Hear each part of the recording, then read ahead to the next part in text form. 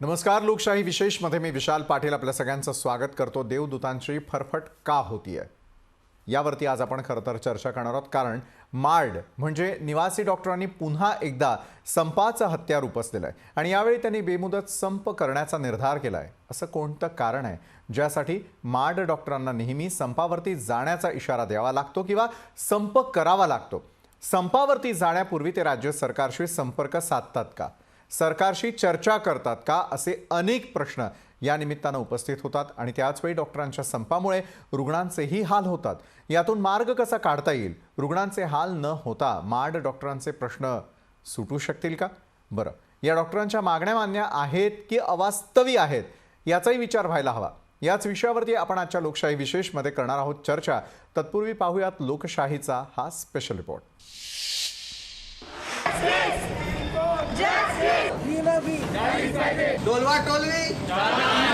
Corona योद्ध्यांचा आधी सन्मान राज्य सरकार. निवासी डॉक्टरांचा संप कशासाठी? निवासी डॉक्टरांच्या मागण्या योग्य की अवास्तवी? संपामुळे होणाऱ्या रुग्णांच्या गैरसोयीला जबाबदार कोण? देवदूतांची फरफट होतीये का? राज्य सरकार राज्य सरकार कोरोना योद्ध्यांचा आधी सन्मान. राज्यातील निवासी डॉक्टरांनी बेमुदत संप पुकारला. निवासी डॉक्टरांची संघटना मार्डनं घोषणा केल्यानंतर शुक्रवारपासून या डॉक्टरांनी काम बंद आंदोलन सुरू केलंय. याची मोठी झळ रुग्णांना बसतीये. मार्ड डॉक्टरांच्या संपाची नेहमीच चर्चा होते, मात्र यावेळी त्यांच्या मागण्या वेगळ्या आहेत. शैक्षणिक फी माफ करावी ही त्यांची मुख्य मागणी आहे.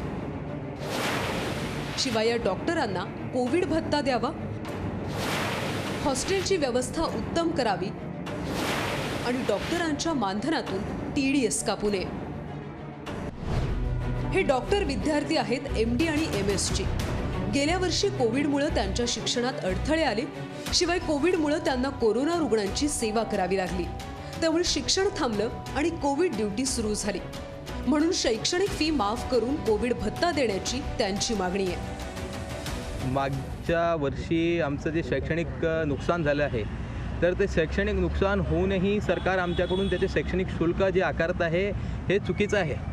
सरकारने इन्सेंटिव्ज द्यायला हवे, तर इन्सेंटिव्ह सोडून ते आमच्याकडून शैक्षणिक शुल्क आकारत आहे. तर हीच आमची प्रमुख मागणी आहे की आम्हाला इन्सेंटिव्ज तर भेटायला हवे. पहिली मागणी म्हणजे आमची अकॅडमिक फीस माफ झाली पाहिजे. दुसरी मागणी म्हणजे आमची जी राहणीमान आहे, हॉस्टेल आहे, ते सुधारणा झाली पाहिजे. जो भत्ता भेटतो कोविडचा भत्ता, तो सर्व महाराष्ट्रभर जे रेसिडेंट डॉक्टर काम करत आहेत त्यांना भेटला पाहिजे. आता डॉक्टरांच्या या मागण्या खरोखरच रास्त आहेत की अवास्तव हे कोण ठरवणार? निवासी डॉक्टर त्यांच्या मागण्यांसाठी अनेकदा संपाचे इशारे देतात, संप करतात. त्यानंतर सरकारच्या वतीनं त्यांना आश्वासन देऊन पुन्हा सेवेत आणलं जातं. याचा अर्थ डॉक्टरांना दिलेली आश्वासनं राज्य सरकार पाळत नाही की मार्ड डॉक्टरांच्या मागण्या कधी संपतच नाहीत? मात्र सरकार आणि मार्डमधील विसंवादात रुग्णांचे हाल होतात.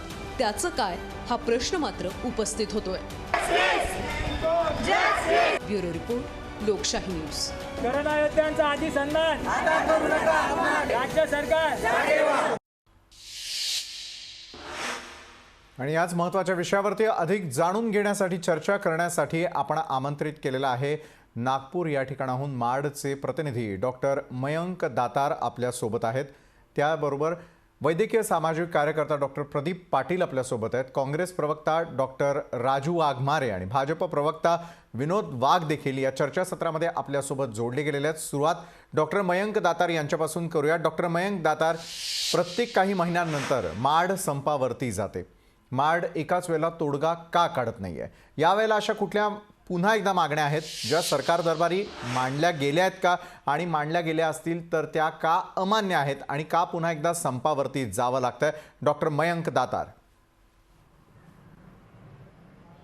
धन्यवाद विशालजी, मला तुमच्या या चर्चेत सहभागी केल्याबद्दल. नक्कीच डॉक्टर. सगळ्यात आधी मी तुम्हाला सांगू इच्छितो, आमचे जे 4 प्रमुख मुद्दे आहेत ज्यासाठी आजपासून आम्ही बेमुदत संप सुरू केला आहे. त्यात पहिलं म्हणजे आमचं जे शैक्षणिक शुल्क सरकारद्वारे आकारण्यात येतं ते या सत्रासाठी जे कोविडमुळे आमचं वर्ष गेलं त्या वर्षासाठी माफ करणं पहिलं. दुसरं म्हणजे कोविडसाठी इन्सेंटिव्ह हे BMCद्वारे जे BMCचे मुंबईचे कॉलेजेस आहेत तिथे हा देण्यात आला होता. परंतु महाराष्ट्रात इतर ठिकाणी जे राज्य शासनाच्या अधीन येणारे वैद्यकीय महाविद्यालय आहेत त्यात कुठेही इन्सेंटिव्ह हे कोविडमध्ये काम करणाऱ्या निवासी डॉक्टरांना देण्यात आलेलं नव्हतं. बरं. तिसरं म्हणजे BMCचे जे डॉक्टर्स आहेत त्यांच्या स्टायपंडमध्ये जी TDSची कपात होते ती न व्हावी. आणि चौथं म्हणजे जे रेसिडेंट डॉक्टर्सचे हॉस्टेल आहेत तुम्ही महाराष्ट्रात कुठल्याही गव्हर्नमेंट मेडिकल कॉलेजमध्ये जाऊन बघू शकता, त्याची कंडिशन एका सामान्य माणसाला राहण्यासारखी अजिबात नाही आहे. बरं, या तुमच्या प्रमुख मागण्या आहेत आणि त्या सरकार दरबारी मांडल्या गेल्या आहेत का याविषयी आपण सरकारची बाजू देखील जाणून घेणार आहोत. मात्र तत्पूर्वी वैद्यकीय सामाजिक कार्यकर्ते डॉक्टर प्रदीप पाटील यांच्याकडे जाऊयात. डॉक्टर प्रदीप पाटील, ज्या वेळेला माडच्या ज्या मागण्या आहेत त्या पूर्ण व्हाव्या यासाठी राज्य सरकार विरुद्ध माड अशा प्रकारचं चित्र असतं. मात्र जे सर्वसामान्य नागरिक आहेत किंवा ज्यांच्यावरती या क्षणाला ट्रीटमेंट सुरू आहे, ज्या वेळेला या संपाचा किंवा या मागण्यांचा त्यांना फटका बसतो त्यावेळेला त्याकडे दुर्लक्ष करून चालणार नाही. एकाच वेळी तोडगा का निघत नाहीये डॉक्टर प्रदीप पाटील? खरं म्हणजे याच्यात मी असं म्हणेल की यांच्या सगळ्या मागण्या ज्या आहेत त्या रास्त आहेत. हां.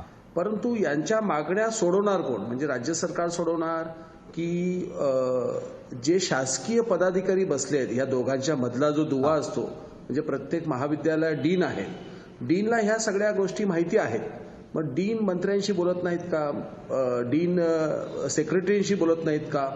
असा काही विसंवाद याच्यामध्ये निर्माण होतोय का? कारण की माडाचे प्रतिनिधी किंवा माडाचे सगळे लोक आज ज्यावेळेस संपावरती आहे, ज्यावेळेस संपूर्ण महाराष्ट्र हा डेंग्यूने असेल, चिकनगुन्याने असेल, आज पूर्णपणे व्हायरलने ऍडमिट आहे. म्हणजे सगळी हॉस्पिटल फुल आहेत. प्रायव्हेट म्हणा, गव्हर्नमेंट म्हणा किंवा मेडिकल कॉलेजेस असतील, ही सगळी फुल असताना आज बाळाचं हे संप झाला आणि त्यामुळे सगळी समाजातली लोक जी आहेत त्याच्यामुळे त्रस्त होणार आहे. कारण तसंही आपण जर बघितलं तर मेडिकल कॉलेजेसला प्रोफेसर किंवा डॉक्टरांची संख्या तेवढी पुरेशी नाहीये. तरी सुद्धा त्या ठिकाणी जे निवासी वैद्यकीय अधिकारी आहेत ते अत्यंत उत्तम सेवा देत आहेत. कारण की कोविडमध्ये आपण बघितलं या योद्ध्यांनी अतिशय अप्रतिम काम केलेलं आहे. तर अशा वेळेस या लोकांच्या सगळ्या मागण्या पूर्णपणे रास्त असल्यामुळे ते तात्काळ मंजूर झाल्या पाहिजे. पण मंजूर होण्यासाठी याच्यामध्ये दोन प्रतिनिधी मला व्यक्तिगत वाटतात अभ्यास केल्यानंतर की प्रत्येक कॉलेजच्या डीनने या संदर्भामध्ये पुढाकार घेतला पाहिजे आणि प्रिन्सिपल सेक्रेटरी जे आहे मेडिकल एज्युकेशनचे त्यांना देखील या गोष्टीबद्दलची सगळी कल्पना आहे. असं नाही की या ज्या मागण्या होत आहेत त्या आत्ताच होत आहेत. याच्यातल्या दोन मागण्या फक्त आत्ता झाल्या आहेत. एक म्हणजे BMC मध्ये TDS कट करू नये असं, आणि कोविडमुळे जी काही फी मागता आहेत त्या कोविडच्या दरम्यान जे काही एज्युकेशन मिळालं नाही त्याची जी फी मागतायत त्या मागण्या नवीन आहेत. पण वसतिगृह दुरुस्त करणं ही मागणी मला असं वाटतं की मागच्या 5-10 वर्षापासून आहे. म्हणजे गिरीश महाजन असताना देखील ही मागणी करण्यात आली होती. कारण मी स्वतः अकोला, नांदेड, धुळे मेडिकल कॉलेजला गेलेलो होतो या संदर्भामध्ये आणि गिरीश भाऊंशी याबद्दल बोललो होतो. त्यावेळेस ते म्हटले होते मला की बाबा मी हे लवकरात लवकर दुरुस्त करेल. परंतु आजपर्यंत ते दुरुस्त झालेलं नाही. सरकार कुठलंही असो, मागणी सारखी असेल तर ती मागणीची पूर्तता झाली पाहिजे. म्हणजे त्याच्यासाठी फार काही वेगळं पैसा सरकारला उभा करावा लागणार आहे अशातला काहीच भाग नाहीये. ती दुरुस्त करणं गरजेचं आहे. कदाचित मला असं वाटतं की तो पैसा उपलब्ध झालेला पण असेल, पण तो दुरुस्त करण्याचं काम ज्याचं आहे त्याने ते प्रामाणिकपणे करावं किंवा लागणारी जी साहित्य सामुग्री आहे ती त्याने केल्या जात नाही. विनोद वाघ यांच्याकडे जाऊयात. भाजपचे प्रवक्ते आपल्यासोबत आहेत. विनोद वाघ, जे आत्ताचं सरकार असेल किंवा अक्षरशः म्हणजे ज्यावेळेला तुमचं सरकार त्या ठिकाणी होतं त्यावेळेपासून असलेल्या मागण्या ज्या प्रलंबित आहेत त्याचं काय करावं? कोरोनाची परिस्थिती तर आत्ता निर्माण झालेली आहे, त्या संदर्भातल्या काही नव्या मागण्या आहेत, काही जुन्या मागण्या आहेत. मात्र डॉक्टरांकडे सातत्यानं सरकारी पातळीवरती दुर्लक्ष होतं का? त्यामुळे माडला पुन्हा पुन्हा संपाचं हत्यार उपसावं लागतं का? विनोद वाघ. नाही, कुठल्याही कर्मचारी असो, कुठलेही युनियन असो, त्यांना संप पुकारणं हे अत्यंत म्हणजे त्यांना काही हौस नसते संप पुकारायची. परंतु मुळात विषय असा आहे की कुठल्याही त्या व्यक्तीवर जर अन्याय झाला नाही तर ते व्यक्ती संपावर जाण्याचा विषयच येत नाही. माडच्या बाबतीत सुद्धा तेच होत आहे. या ठिकाणी पाटील साहेबांनी सांगितल्याप्रमाणे खरोखर ज्या लोकांनी कोरोना काळात अतिशय चांगल्या पद्धतीने सेवा दिली, स्वतःच्या जीवाची पर्वा केली नाही, अशा परिस्थितीत अत्यंत चांगली सेवा देऊन सुद्धा जर त्यांच्या मागण्याकडे दुर्लक्ष होत असेल तर निश्चितपणे हे त्यांच्यावर अन्यायकारक गोष्ट आहे आणि ती अन्यायकारक गोष्ट कुठेतरी थांबली पाहिजे. आणि त्यांच्या मागण्या रास्त मागण्या आहे. त्यांनी काही अवास्तव अशा काही मागण्या केलेल्या नाही, फार काही शासनाकडून अपेक्षा ठेवलेल्या नाही. त्यांच्या ज्या काही मागण्या त्या रास्त मागण्या आहे आणि त्या मागण्या काही खूप मोठ्या मागण्या अशा नाहीत की जे शासन पूर्ण करू शकत नाही.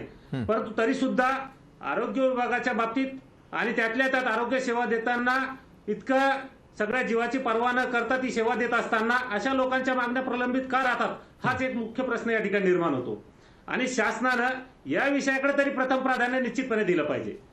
आणि ज्या जे डॉक्टर नाही, मग आपण म्हणतो शासनानं लक्ष द्यायला पाहिजे. आपण सत्तेमध्ये असताना या प्रश्नांची उत्तरं का शोधली गेली नाही? पुढचं सरकार आल्यानंतरही जर प्रश्न अनुत्तरित राहत असतील तर मग सरकार बदल झाल्यानंतर काय फरक पडताना दिसतोय? माड किंवा तिथे असलेल्या डॉक्टरांच्या समस्या जैसे थे आहे म्हणून पुन्हा पुन्हा हत्यार जे आहे ते उपसरण्याची वेळ या डॉक्टरवरती येताना दिसते. विनोद वाघ. नाही, मार्चचा जो संप आहे आता मागील 1 महिन्यापूर्वी त्यांना या शासनाने आश्वासन दिलं होतं आणि त्या संदर्भात त्यांनी अजितदादा पवार यांची भेट घेतली, अमितजी देशमुख यांची भेट घेतली, तसेच सत्तेतले नसलेल्या राजसाहेब ठाकरे यांची सुद्धा त्यांनी भेट घेतली होती. हे 1 महिन्यापूर्वीचा विषय होता आणि 1 महिन्यापूर्वी त्यांना आश्वासन सुद्धा दिलेलं होतं. मग 1 महिन्यापूर्वी दिलेलं आश्वासन त्यांनी का पाळलं नाही हा या ठिकाणी मुख्य मुद्दा येतो. त्यांना त्यावेळेस आश्वासन देऊन त्या ठिकाणी संप मागे घ्यायला भाग पाडलं होतं. आणि ठीक आहे, त्यांनी मनाचा मोठेपणा दाखवून त्यांच्या मागण्या ज्या होत्या त्या योग्य मागण्या असतानाही स्वतःला त्या ठिकाणी थांबून संप थांबून जनसेवा. आपण 1 महिन्यापूर्वीचं उदाहरण देत आहे विनोद वाघ. डॉक्टर मयंक दातार यांना मला विचारायचं. डॉक्टर मयंक दातार, काही 2-4 नव्या मागण्या असल्या तरी पूर्वीपासूनच्या असलेल्या ज्या मागण्या 5-5 वर्षांपूर्वीच्या त्या सुद्धा पूर्ण झालेल्या नाहीये. विनोद वाघ यांनी केलेला दावा आपल्याला पटतोय का? डॉक्टरांना जर पुन्हा पुन्हा आपल्या न्याय्य हक्कांसाठी अशा प्रकारे हत्यार उपसावं लागत असेल तर ते कितपत योग्य आहे? म्हणजे एका बाजूला आपण जीवनदान देणारे म्हणून डॉक्टरांकडे पाहतो तर दुसरीकडे त्यांची देखील परवड जी आहे ती कोणत्याच अधिकाऱ्यांना किंवा कोणत्याच त्या ठिकाणी असलेल्या मंत्र्यांना किंवा पक्षाला दिसत नाही का? डॉक्टर मयंक दातार.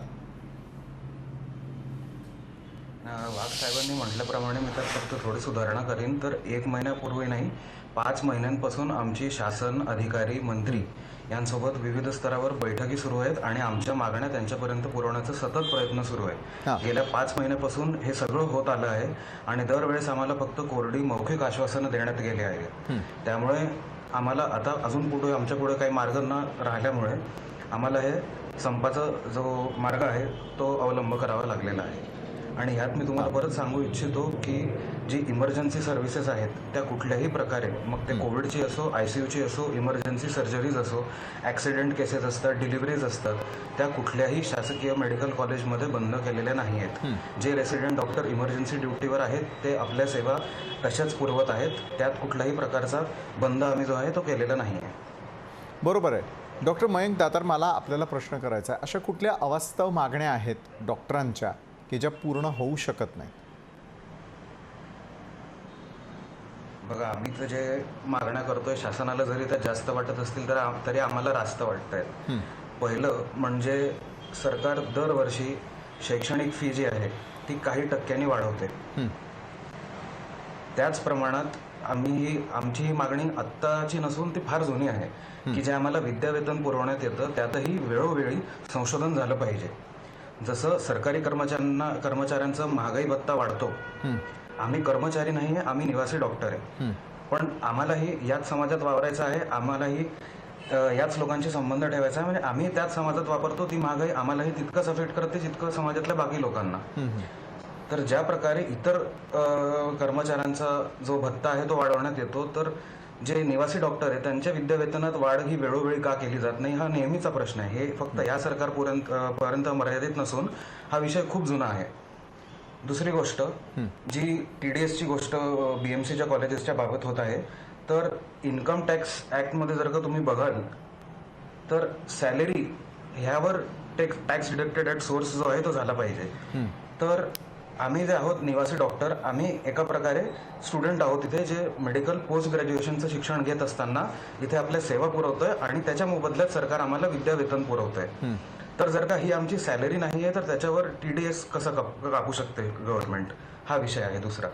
तिसरं, कोरोना हे गेल्या 1.5 वर्षापासूनच फक्त महाराष्ट्रापुढे नाही तर भारतात आणि विश्वासमोर आलेला एक नवीन प्रश्न होता. पण या पूर्ण 1.5 वर्षात सातत्याने गव्हर्नमेंट मेडिकल कॉलेजेस असो, प्रायव्हेट असो, प्रत्येक जागचे जे डॉक्टर आहेत, मग ते डॉक्टर असो, हेल्थ केअर वर्कर्स असो, ते फ्रंटलाईन वर्कर म्हणून त्यांनी दिवस रात्र आपल्या घरच्यांची काळजी न करता, या दरम्यान बरेच डॉक्टर आजारी पडले, त्यांचे आई वडील आजारी पडले, दुर्दैवाने काही लोकांच्या घरी लोक मरण पावले कोरोनामुळे, पण त्यातही ते गेले नाही आणि अनवरित आपली जी सेवा आहे ती अखंड सुरू ठेवली. तर अशा वेळी फक्त टाळ्या आणि थाळ्या वाजवून त्यांचं कौतुक करणं हे काही बरोबर वाटत नाही. तर त्यांना जे प्रोत्साहन राशी म्हणून जी बीएमसीच्या कॉलेजेसमध्ये देण्यात आली, ती महाराष्ट्रातल्या इतर कॉलेजेसमध्ये का दिली आली नाही, हा प्रश्न मला शासनासमोर अजून मांडायचा होता. बरं, शासनासमोर आपण अनेक प्रश्न उपस्थित केलेले आहेत, तर स्टेप बाय स्टेप जाऊयात. विनोद वाघ, आपण ऐकलं असेल की अवास्तव मागण्या जर नाही आहेत तर मग त्या पूर्ण का होत नाही, तोडगा का काढला जात नाही? मी तेच म्हटलं की मागण्या काही अवास्तव नाही, त्यांच्या मागण्या रास्त आहे, मागण्या काही खूप मोठ्या नाही, त्यासाठी असं खूप मोठं बजेट लागतं असाही काही विषय नाही, परंतु मुळात इच्छाशक्ती लागते. ती इच्छाशक्ती या शासनाकडे नाही. आणि निवासी डॉक्टरच्या बाबतीतच हे घडतं असं नाही, डॉक्टरांच्या बाबतीत सुद्धा तेच घडतंय. आज कोरोनाच्या काळात अतिशय चांगली सेवा देणाऱ्या डॉक्टरांवर वारंवार हल्ले होतात, त्या बाबतीतही दुर्लक्ष होतं. म्हणजे जिथं कोरोना योद्धा म्हणून आपण त्यांचा संपूर्ण देशात जगभर सन्मान करतो, त्या ठिकाणी डॉक्टर अशा पद्धतीचा अन्याय होणं योग्य नाही. तो अन्याय दूर झाला पाहिजे, शासन कुठलेही असो. बरं विनोद वाघ, अन्याय दूर करण्याची जबाबदारी कुणाची? जे शासन करते आहेत त्या सगळ्यांची असताना देखील मात्र या देवदूतांची होणारी फरफट, ही फरफट कोण थांबवणार आणि कुणामुळे होतीये फरफट, याचं उत्तर शोधूयात एका छोट्याशा ब्रेक नंतर. लोकशाही विशेषमध्ये आपण लगेच परततोय. देवदूतांची फरफट या विषयावरती चर्चा करण्यासाठी या सर्व मान्यवरांबरोबर एका छोट्याशा ब्रेकनंतर लोकशाही विशेषमध्ये आपल्या सगळ्यांचं पुन्हा एकदा स्वागत. माडच्या निवासी डॉक्टरांनी पुन्हा एकदा संपाचं हत्यार उपसलेलं आहे. मात्र या देवदूतांची होणारी फरफट याला कोण कारणीभूत आहे, या प्रश्नाचं उत्तर आपण शोधतोय. आज आपण आमंत्रित केलेला आहे भाजप प्रवक्ता विनोद वाघ यांना. काँग्रेस प्रवक्ता डॉक्टर राजू वाघमारे आपल्यासोबत जोडले गेलेले आहेत. नागपूर या ठिकाणाहून माडचे प्रतिनिधी डॉक्टर मयंक दातार आणि वैद्यकीय सामाजिक कार्यकर्ते डॉक्टर प्रदीप पाटीलही या चर्चासत्रामध्ये आपल्यासोबत जोडले गेले आहेत. डॉक्टर राजू वाघमारे आपल्याकडे थेटपणे येतो. पहिल्या सेगमेंटमध्ये चर्चा होत असताना एक गोष्ट निदर्शनास आणण्याचा प्रयत्न केला गेला की सरकारी पातळीवरती असलेली अनास्था आणि कमी असलेली इच्छाशक्ती, त्यामुळे या देवदूतांची फरफट होतीये. मागण्या इतक्या अवास्तव आहेत का की ज्या मान्य केल्या जाऊ शकत नाही? पुन्हा पुन्हा माडच्या डॉक्टरांना संपाचं हत्यार उपसावं लागतं. इच्छाशक्ती कमी आहे डॉक्टर राजू वाघमारे?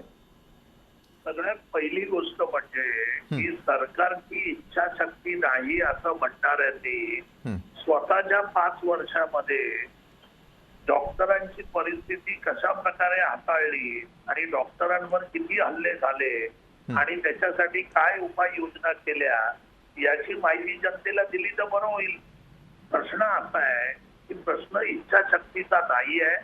महाविकास आघाडी पूर्णपणे या करोना काळामध्ये डॉक्टर तसेच जे मेडिकल कर्मचारी आहेत, ज्या नर्सेस आहेत, यांच्या पाठीमागे अगदी ठामपणे उभं राहून जर काम केलं असेल तर ते महाविकास आघाडीने केलेलं आहे. राहिला प्रश्न माडच्या डॉक्टरांच्या मागण्यांच्या संदर्भात, मला कल्पना आहे की मागण्यांच्या संदर्भात थोडा विलंब होतोय. त्या मागण्या मान्य करून त्या पूर्वपदावर आणण्यासाठी थोडा विलंब होतोय हे मान्य, पण याचा अर्थ सरकारचं लक्ष डॉक्टरांकडे नाही आहे किंवा सरकार देवदूतांच्या पाठीमागे उभं नाही आहे असा होत नाही. मी स्वतः डॉक्टर आहे, त्याच्यामुळे डॉक्टर काय हाल-अपेष्टांमधून जातात, लोकसंख्या आपल्या देशातली कशी आहे, कशा पद्धतीच्या गोष्टींचा सामना करावा लागतो, या सगळ्या गोष्टींची जाणीव ही मला नक्कीच आहे. कारण मी जरी सेंट जॉर्ज मधून शिकलो असलो तरी केईएमच्या बाजूला मी राहतो, त्याच्यामुळे केईएम मध्ये आम्ही दिवसातून 2-4 वेळा तरी चक्रा होतात. त्याच्यामुळे डॉक्टरांची परिस्थिती, आरएमओची परिस्थिती, सगळ्या परिस्थितीची जाणीव मला स्वतःला आहे. आणि माझंही तेच मत आहे की लवकरात लवकर सरकारकडून या गोष्टीवर लक्ष वेधून घ्यायचं आणि कोणत्याही परिस्थितीत डॉक्टरांच्या ज्या मागण्या आहेत त्या पूर्णच केल्या पाहिजेत, या मताचा मी आहे. आणि त्या दृष्टीने मी आज आपल्या चॅनलच्या मार्फत माडच्या डॉक्टरांना एवढा आश्वासित करू इच्छितो की आपण संपाचं हत्यार जे उगारलेलं आहे ते कृपा करून तुम्ही थांबवा. तुमच्या मागण्यांना घेऊन मुख्यमंत्र्यांसकट आरोग्य मंत्री ज्यांना ज्यांना आपल्याला बोलावं लागेल त्यांच्याकडे तुम्हाला घेऊन जाण्याची माझी तयारी आहे. तुमच्यासाठी भांडायची तयारी आहे, तुमच्या बरोबर बसायची तयारी आहे. पण कृपा करून या कठीण प्रसंगामध्ये आपण संपाचा हत्यार उघडूया नको. कारण जनतेचे खूप हाल होतील. करोना परत वाढत चाललाय. 450 रुग्ण मुंबईतच आपल्याला जाणवत आहेत. राज्यामध्ये 33% रुग्णांची संख्या वाढलेली आहे. तर अशा परिस्थितीमध्ये संप करून जनतेला भेटीला आपण नको धरूया. आपण आता एवढं सगळं काम जनतेसाठी स्वतःचा जीव धोक्यात घालून केलेलं आहे.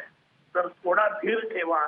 मी तुम्हाला नक्कीच आश्वासित करतो की महाविकास आघाडी तुमच्या मागण्या पूर्ण करेल आणि त्याच्यासाठी आपल्याला ज्या ज्या लोकांकडे जाऊन बसावं लागेल, मिटिंग घ्याव्या लागतील, चर्चा करावी लागेल, त्या सगळ्यांसाठी मी पुढाकार घेऊन आपल्या मदतीला आपल्या बरोबर येईल याची ग्वाही मी सरकारच्या वतीने देतो.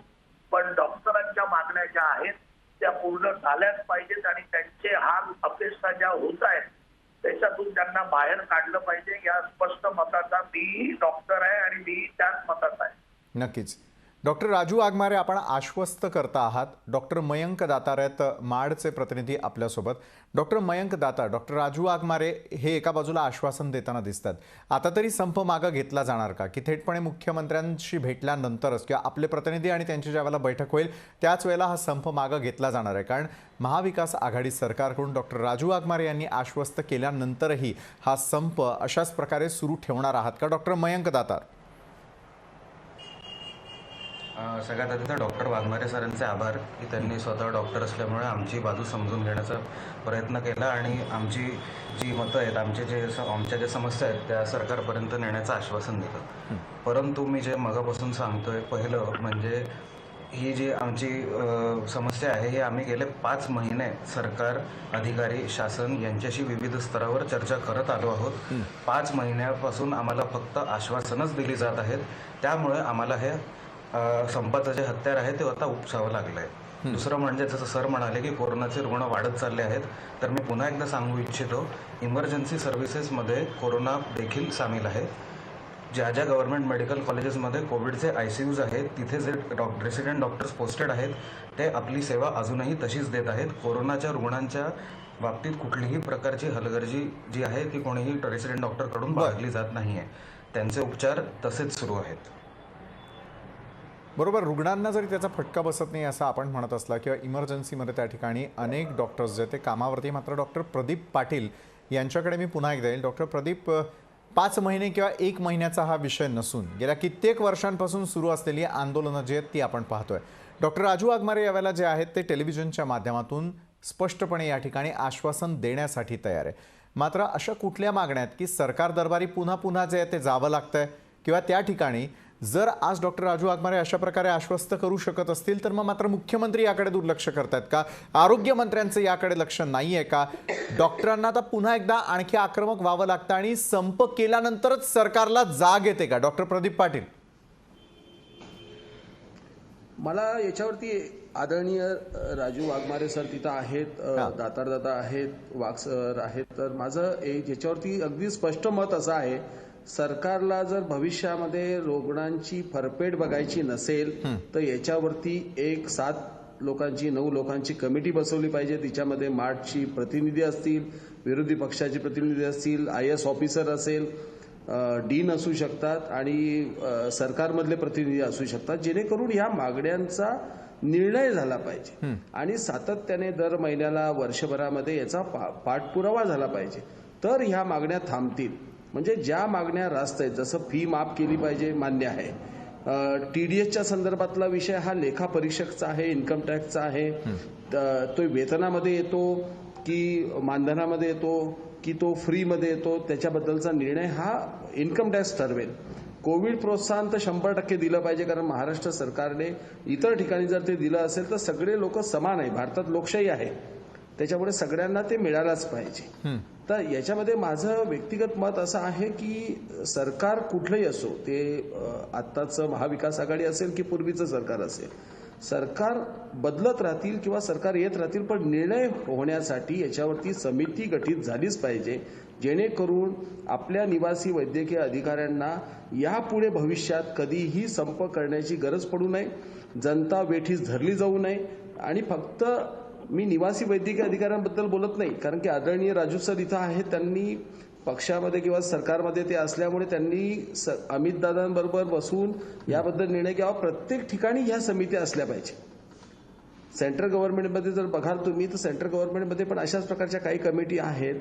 मी तामिळनाडू राज्याचं याचं उदाहरण देईल. जेव्हा जयललिता मुख्यमंत्री होत्या तेव्हा त्यांच्या प्रत्येक राज्यामध्ये प्रत्येक विभागाच्या स्वतंत्र कमिट्या होत्या. त्या कमिट्यांवरती या संघटनांचे प्रतिनिधी पण होते, जेणेकरून कमीत कमी प्रमाणामध्ये संप होऊ शकेल, मागण्या त्यांच्यासमोर मांडल्या जातील आणि त्या मागण्यांची पूर्तता करण्यासाठी सरकारकडे काय अडचणी आहेत आणि इतरांच्या ज्या अडचणी त्या समजून घेऊन त्या मागण्या पूर्ण करण्याचा प्रयत्न केला जाऊ शकतो. बरोबर आहे. समिती गठीत करावी अशा प्रकारच्या सूचना आपण करतात. या सूचनांचं पालन महाविकास आघाडी करते का ते पाहूयात. मात्र तत्पूर्वी विनोद वाघ, मी आपल्याकडे येतो.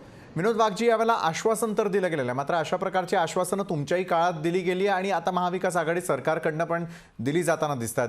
माडचे डॉक्टर पुढच्या काळामध्ये संपावरती जाऊ नयेत, ज्या प्रकारचं आश्वस्त आता महाविकास आघाडीतर्फे करण्यात येत आहे, तशाच प्रकारे वेळीच या उपाययोजना आपल्याही सरकारनं करायला हव्या होत्या असं नाही का वाटत? कारण पहिल्या सेगमेंटमध्ये डॉक्टर राजू वाघमारे आपल्याबरोबर नव्हते, मात्र सरकार कशा प्रकारे इच्छाशक्ती कमी असलेला आहे हे दाखवून देण्याचा आपण प्रयत्न केला. मात्र विनोद वाघ, हीच अपेक्षा सरकार कोणत्याही पक्षाचं असू दे, मात्र सरकारकडून नव्हे तर कुणाकडनं करणार? विनोद वाघ.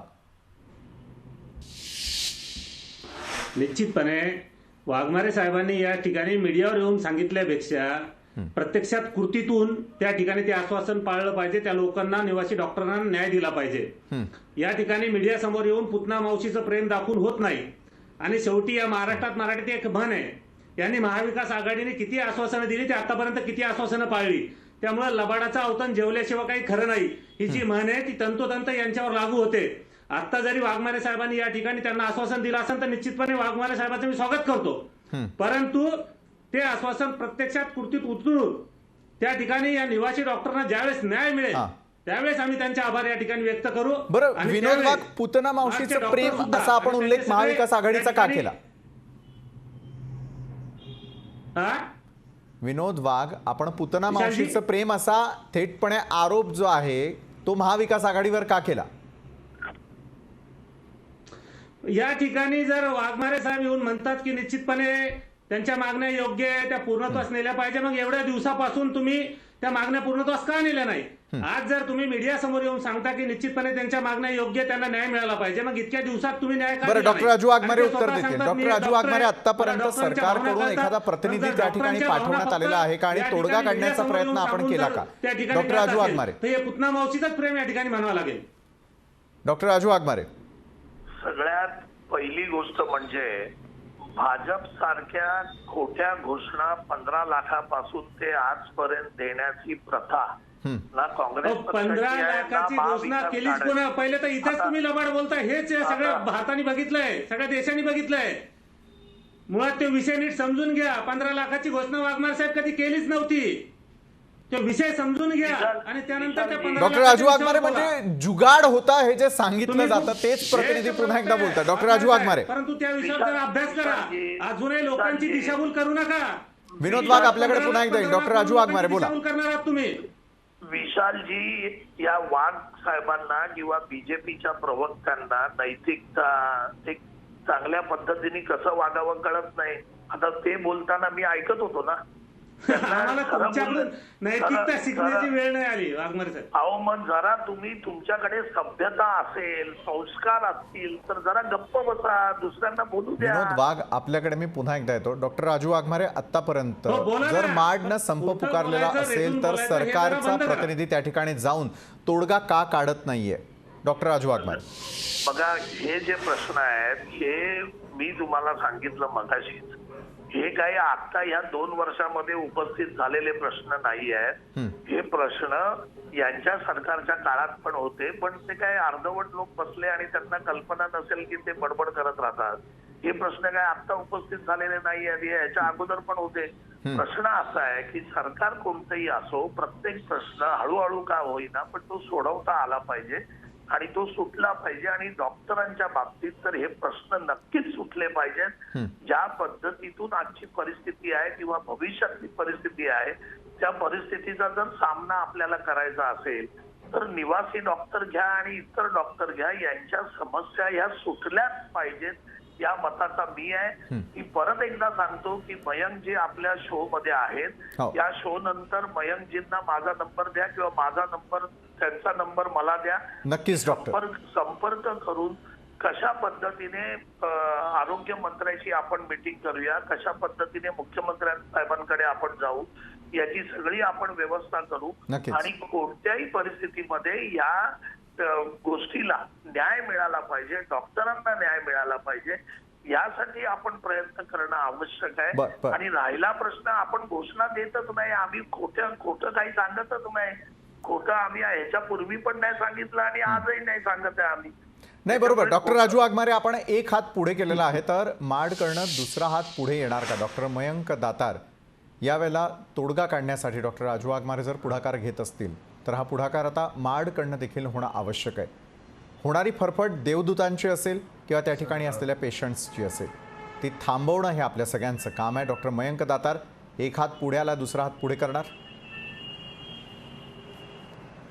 सर बघा, जसं आमचं सेंट्रल मार्ड जे आहे मुंबईला, मेन मार्ड आहे जे आमचं, तिथल्या पदाधिकाऱ्यांनी संप सुरू होण्याच्या पूर्वीच सांगितलं होतं की आम्ही आपला संप त्या क्षणी परत घेऊ जेव्हा आम्हाला रिटर्नमध्ये गव्हर्नमेंटकडून दिलं जाईल की आमची ज्या काही डिमांड्स आहेत त्या निश्चित कालावधीत पूर्ण करण्यात येतील. आम्ही फक्त आणि फक्त रिटर्न एक एक्नॉलेजमेंट जे आहे ते गव्हर्नमेंटकडून मागतोय. कारण मौखिक आश्वासनं तुम्हाला मी वारंवार सांगतोय की मौखिक आश्वासनं आम्हाला गेल्या 5 महिन्यापासून मिळत आहेत. बरं, आपल्याला लेखी आश्वासन हवं आहे. डॉक्टर राजू वाघमारे, आपण बोलता, बोला. माझं मत आहे की मयंक दातार साहेबांनी त्यांचे मुंबईतले जे पदाधिकारी आहेत त्यांचे नंबर आम्हाला द्या, आम्ही स्वतः त्यांना कॉन्टॅक्ट करू. आमचे नंबर त्यांना द्या, आम्ही त्यांना कॉन्टॅक्ट करू द्या. आणि जे काय तुम्हाला पाहिजे त्या संदर्भात आजच्या आज भेटू, उद्या सकाळी भेटू आणि लगेच त्याच्यासाठी कसा तोडगा काढता येईल त्याच्या पाठीमागे आपण लागू. आणि तुम्हाला लेखी डॉक्टर राजू वाघमारे, आपल्याला अपेक्षित असलेले क्रमांक जे आहे ते आपल्या नंबरवरती पोहोचवण्याची जबाबदारी यावेळेला लोकशाही न्यूज चॅनल घेत आहे. आपल्यापर्यंत शो झाल्यानंतर हे नंबर्स पोहोचतीलच. डॉक्टर प्रदीप पाटील, तोडग्यापर्यंत आपण आलेलो आहोत. फरफट कुणाचीही असू दे, देवदूतांची किंवा पेशंट्सची, ही होणंच अयोग्य आहे. त्यामुळे आता यावरती तोडगा लवकरात लवकर निघावा आणि कालमर्यादेत निघावा असं वाटतं का? डॉक्टर प्रदीप पाटील, अगदी थोडक्यात, वेळ आपली संपली आहे. अगदी विशाल, अगदी बरोबर आहे तुमचं म्हणणं. याच्यावर तोडगा आता राजूदादा म्हटले त्याप्रमाणे तो निघणारच आहे. कारण अमित देशमुख पण मला असं वाटतं की दुपारी त्यांच्याशी बोललेले आहेत, अजित पवारांबरोबर, अर्थमंत्र्यांबरोबर बैठक घेऊन ते काम कंप्लीट करणार आहे. फक्त माझी विनंती अशी राहील की यापुढे जर अशा प्रकारची कुठली डिबेट किंवा चर्चा आपण घेणार असू तर राजकीय रंग तिच्यामध्ये नाही आले पाहिजे. कारण हा देवदूतांचा प्रश्न आहे आणि महत्वाचा प्रश्न आहे, जनतेचा प्रश्न आहे, तो सोडवला गेला पाहिजे दोघं बाजूने. नक्कीच आश्वस्त करूयात की लवकरात लवकर देवदूतांची होणारी फरफट जी आहे ती थांबवण्यासाठी हे प्रयत्न लोकशाही देखील सातत्यानं ठेवेलच. धन्यवाद doctor Pradeep Patil, doctor Raju Waghmare, doctor Mayank Datar आणि विनोद वाघ, आपण या चर्चासत्रात आमच्यासोबत जोडला गेलात त्यासाठी. फरफट देशामध्ये, राज्यामध्ये कुणाचीही होणं हे अयोग्यच, मात्र ही फरफट रोखणं हे आम्हा सगळ्यांच्या हातात आहे आणि तेच रोखण्याचा आपण प्रयत्न करूयात. आजच्या लोकशाही विशेषमध्ये वेळ झाली. इथंच थांबण्याची ताज्या घडामोडींसाठी पाहत राहा लोकशाही न्यूज.